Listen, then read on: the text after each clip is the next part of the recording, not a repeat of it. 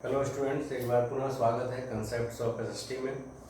Last class में हम लोग फेडरलिज्म का जो इंडिया में जो थर्ड टियर है, जो थर्ड लेवल की गवर्नमेंट है, उसके बारे में हम लोग डिस्कस किए थे कि इंडिया में क्या है कि चूँकि इंडिया का जो है काफ़ी बड़ा साइज है, इसलिए दो स्तर की सरकारों से काम नहीं चलता है। यहाँ पे एक तीसरे स्तर की भी सरकार है जिसको हम लोग लोकल गवर्नमेंट के नाम से जानते हैं। और ये लोकल गवर्नमेंट के बारे में हम लोगों ने इसको पढ़ा था कि लोकल गवर्नमेंट जो है वो 1992 के बाद से, जो संविधान में अमेंडमेंट किया गया था, उसके बाद से जो है इसमें काफ़ी ज़्यादा जो है इस लोकल गवर्नमेंट को काफ़ी जो है पावरफुल बनाने का प्रयास किया गया है। लोकल गवर्नमेंट इंडिया में दो तरीके के हैं, एक तो ग्रामीण क्षेत्रों के लिए, रूरल एरियाज के लिए है, दूसरा जो है शहरी क्षेत्रों के लिए है। तो जो ग्रामीण क्षेत्रों के लिए जो लोकल गवर्नमेंट है, इसको हम लोग आमतौर पे पंचायती राज सिस्टम के अंतर्गत पढ़ते हैं। अब पंचायती राज व्यवस्था में है क्या, तो इसमें भी तीन स्तर की यहाँ पे सरकारें होती हैं। ये ग्राम स्तर से लेकर, विलेज लेवल से लेकर डिस्ट्रिक्ट लेवल तक जाती है। ये डिस्ट्रिक्ट लेवल आपका हो गया। जो ग्राम स्तर की जो सरकार होती है उसको सामान्यतः हम लोग ग्राम पंचायत कहते हैं। ग्राम पंचायत, ग्राम पंचायत, ये ग्राम पंचायत के जो सदस्य होते हैं वो लोगों के द्वारा डायरेक्टली चुने हुए गए होते हैं। इसमें सामान्यतः क्या होता है कि या तो सामान्यतः एक गांव को या दो चार गांव के समूह को एक ग्रुप में बांट दिया जाता है, और उसके जो जितने भी मेंबर्स होते हैं वैसे उन मेंबर्स में उसको वार्ड्स में डिवाइड कर दिया। जैसे मान लीजिए ये गाँव है, ये गाँव ए है, इस गांव को जो है अलग अलग वार्ड्स में डिवाइड कर दिए। ये जो छोटे छोटे जो टुकड़े बन रहे हैं इसको हम लोग वार्ड्स कहते हैं, इसको हम लोग वार्ड्स कहते हैं, वार्ड्स। और हर वार्ड से एक मेंबर चुनाव या चयनित होकर जो है आगे जाता है, तो इसको हम लोग वार्ड मेंबर्स कहते हैं। गाँव के समूह, गाँव के जो समूह होते हैं, ये तो किसी किसी राज्य में क्या है कि एक गाँव में एक ही वार्ड होता है। कई बार क्या होता है कि दो चार गांव, छोटे छोटे अगर गांव है तो दो चार गांवों को जोड़कर जो है एक जो है आपको उसको ग्राम पंचायत बनाया जाता है, और इसमें वार्ड्स की संख्या ज़्यादा होती है। एक इसमें एक और वर्ड आएगा ग्राम पंचायत के अंतर्गत ही, जिसको हम लोग कहते हैं ग्राम सभा। ग्राम सभा, तो ग्राम सभा से सीधा सा मतलब ये हुआ है कि किसी गांव में जितने भी वोटर्स हैं जिनकी उम्र मिनिमम 18 ईयर से ज़्यादा है, वो सारे के सारे वोटर्स होंगे, और उन सारे वोटर्स से मिलकर ही जो है ग्राम सभा का निर्माण होता है।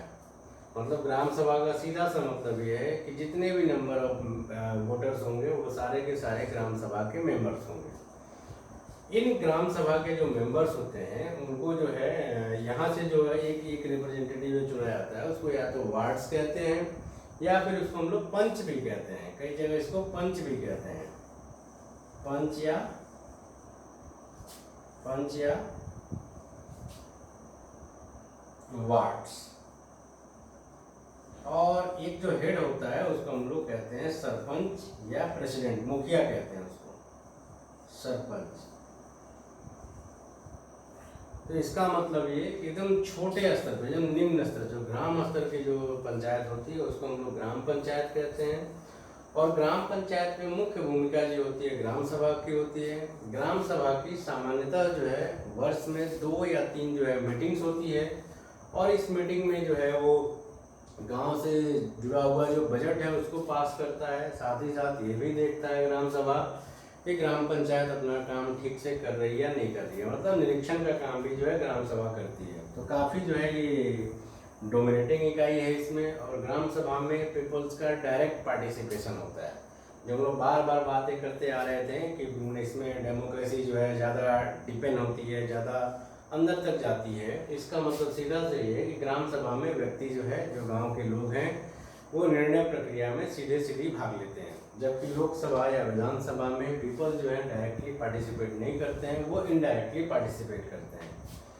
तो ये यहाँ पे समझ में आना चाहिए कि ग्राम पंचायत हो गया, कई गांवों को जोड़ के एक जो है जो सेकेंडरी टर्म है, एक तो हो गया ग्राम पंचायत। यहाँ पे ग्राम पंचायत के बीच मिडिल वाला टर्म जो है, जो बीच वाला स्तर है, जिसको हम लोग कहते हैं पंचायत समिति। इसका नाम है पंचायत समिति, इसी को कहीं कहीं पे हम लोग इसको जो है ब्लॉक भी कहते हैं। पंचायत समिति या ब्लॉक या किसी किसी जगह पे इसको मंडल भी कहते हैं। इसमें क्या है, खासियत ये है कि ग्राम पंचायत में जिन पंचों और सरपंचों की जो नियुक्ति होती है, ये लोग जो है पब्लिक के बिहाफ पे पंचायत समिति के सदस्यों का चुनाव करते हैं। मतलब ब्लॉक के सदस्यों का जो चुनाव होता है उसमें जनता जो है डायरेक्ट पार्टिसिपेट नहीं करती है, उसका चयन जो है ये ग्राम पंचायत के सदस्य करते हैं। तीसरे स्तर की जो सरकार है वो जिले स्तर की होती है और इसको हम लोग कहते हैं जिला परिषद। जिला परिषद।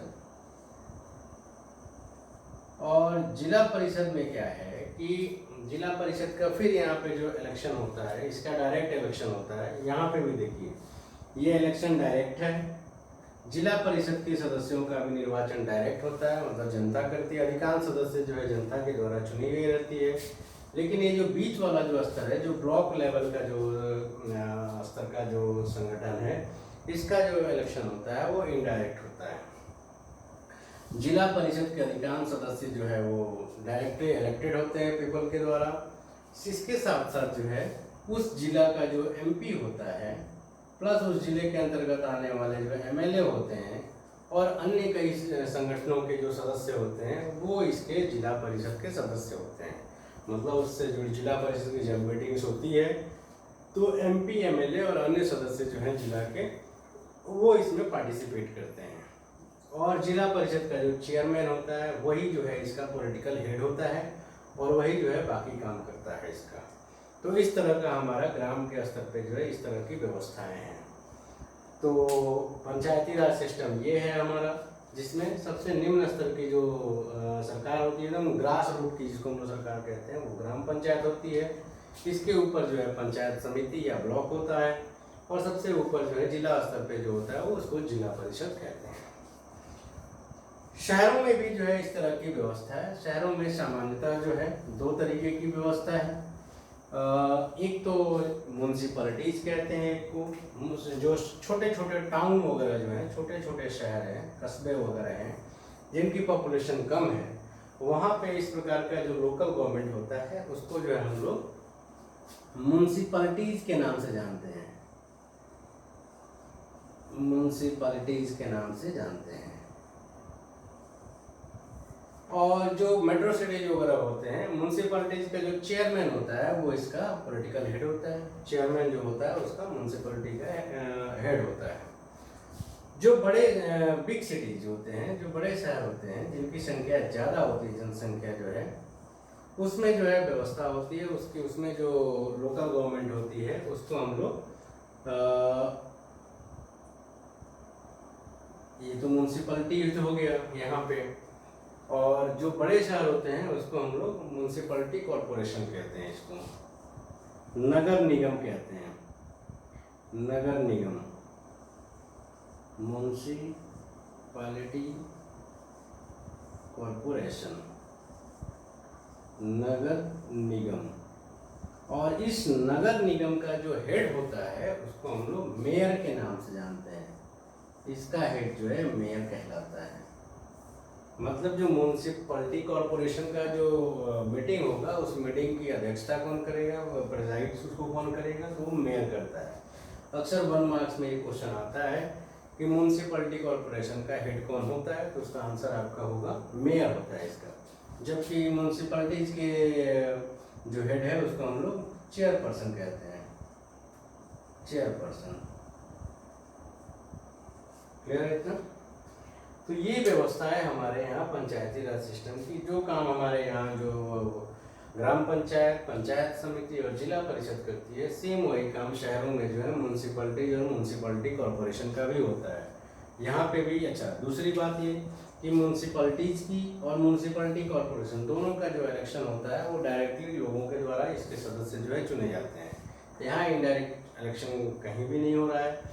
जबकि ग्रामीण स्तर पर हम लोग देख रहे थे कि वहाँ जो पंचायती राज सिस्टम है उसमें क्या है ये जो मिडिल स्तर का जो चुनाव हो रहा है, जो पंचायत समिति या जिसको हम लोग मंडल या फिर हम लोग जिसको ब्लॉक कहते हैं, उसके सदस्य जो चुने जाते हैं वो इनडायरेक्टली चुने जाते हैं। जबकि यहाँ पे चाहे वो म्यूनसिपालिटी के मेंबर हो, चाहे फिर म्यूनसिपालिटी कॉरपोरेशन के मेंबर हो, दोनों के मेंबर जो है जनता के द्वारा डायरेक्टली चुने जाते हैं। तो ये सिस्टम जो है आपको याद रखना है, इससे भी प्रश्न रहते हैं। लास्ट में जो टॉपिक दिया है उसमें थोड़ा सा आपको जानना है कि इस पंचायती राज सिस्टम का क्या कुछ बेनिफिट हुआ है, कुछ इसके लाभ हैं और कुछ इसकी सीमाएं हैं, तो उन दोनों बात को भी जानना है हम लोगों को कि क्या कुछ प्रॉफिट हुआ है, profit of local government, profit of local government. तो इसमें हम लोग देखेंगे कि प्रॉफिट ऑफ लोकल गवर्नमेंट है। सबसे पहला बात क्या है कि डीपनिंग ऑफ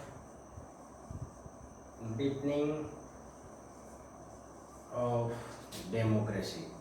सबसे इसका जो है फायदेजनक वाली जो बात है वो यही है कि इसमें क्या है, चूंकि जो है लोकल गवर्नमेंट में जनता जो है डायरेक्टली जो है निर्णय प्रक्रिया में भाग ले रही है, इसलिए सबसे ज़्यादा फायदा क्या है इस लोकल गवर्नमेंट का कि जो लोकतंत्र जो हमने जो चुना था एक शासन के एक रूप के रूप में, उसको जो है काफ़ी ग्रास रूट लेवल तक जो है इसका प्रवेश हो गया है। तो ये सबसे ज़्यादा लाभ है। दूसरा जो लाभ है वो है आपका महिलाओं का जो पार्टिसिपेशन जो है वो ज़्यादा हुआ है, महिलाओं का जो है वो सशक्तिकरण हुआ है। तो इसमें हम लोग लिखेंगे पार्टिसिपेशन ऑफ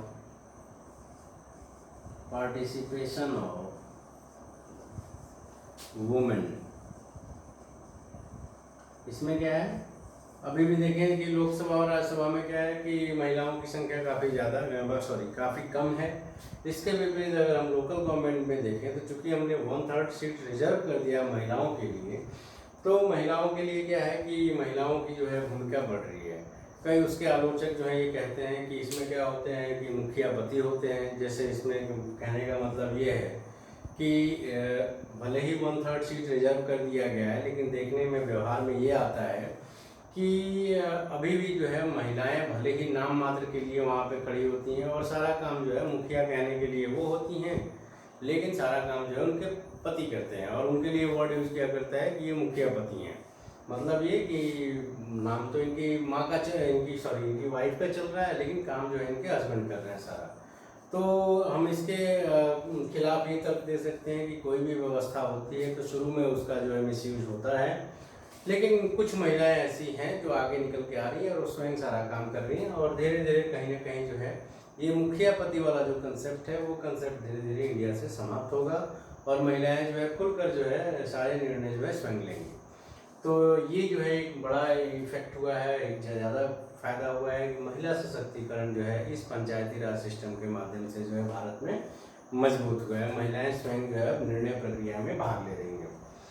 इसके कुछ ड्रॉबैक्स भी हैं या ऐसे कहें कि कुछ डिफ़िकल्टीज़ भी हैं इस लोकल गवर्नमेंट के। तो ये डिफ़िकल्टीज़ क्या है थोड़ा वो भी देख लेते हैं। डिफ़िकल्टीज़ क्या है इसके,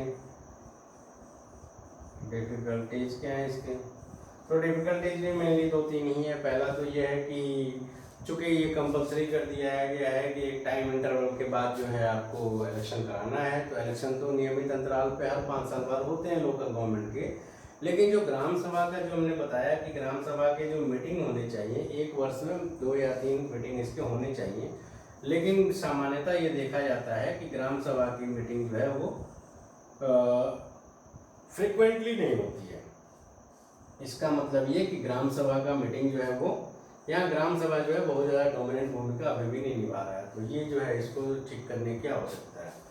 दूसरी बात हम लोग ये देखते हैं कि जो स्टेट गवर्नमेंट है, स्टेट गवर्नमेंट जनरली जो है जो इम्पोर्टेंट जो अपना जो कानून बनाने का अधिकार है वो ट्रांसफ़र नहीं करती है लोकल गवर्नमेंट को, या ऐसे कहें कि रेवेन्यू का जो शेयर है, जो रेवेन्यू का हिस्सा है वो जो है जनरली जो है लोकल गवर्नमेंट से शेयर करना नहीं चाहती है।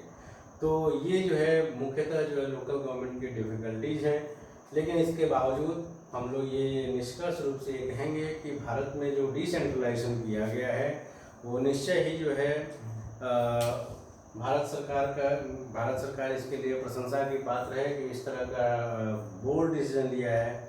और लगभग 36 लाख हमारे यहाँ ग्राम पंचायत और म्यूनसिपैलिटीज़ हैं जो कई सारे देशों की जनसंख्या भी इतनी नहीं होती है। तो ये अपने आप में वर्ल्ड में क्रांतिकारी परिवर्तन है और अपने आप में क्रांतिकारी कदम है ये। तो लोकल गवर्नमेंट का निश्चित रूप से फ़ायदा हुआ है। इसकी कुछ कमियां हैं, लेकिन इन कमियों को सुधारने की आवश्यकता है और धीरे धीरे हम इसको सुधार लेंगे। तो इस प्रकार ये फेडरलिज्म चैप्टर आपका समाप्त होता है। यहाँ पे कुछ क्वेश्चंस इसके लिए आप लिख लीजिए। एक बात और आपसे कहना ये है कि मैं बार बार कहता हूँ कि आपको जो है वीडियो देखने के बाद अगर वीडियो समझ में आता है तो उसको अप्रिशिएट भी करना है। अप्रिशिएट इसलिए करना है कि मैं भी वीडियो बना बना के बोर हो गया हूँ, थक गया हूँ, कोई अप्रिशिएशन नहीं आता है। अगर कुछ लिमिटेशन है वीडियोज़ में तो आपको वो भी बताना है ताकि मैं उसको ठीक कर सकूँ। तो कमेंट में जाके कमेंट जरूर देना है। क्वेश्चन लिखिए आज का।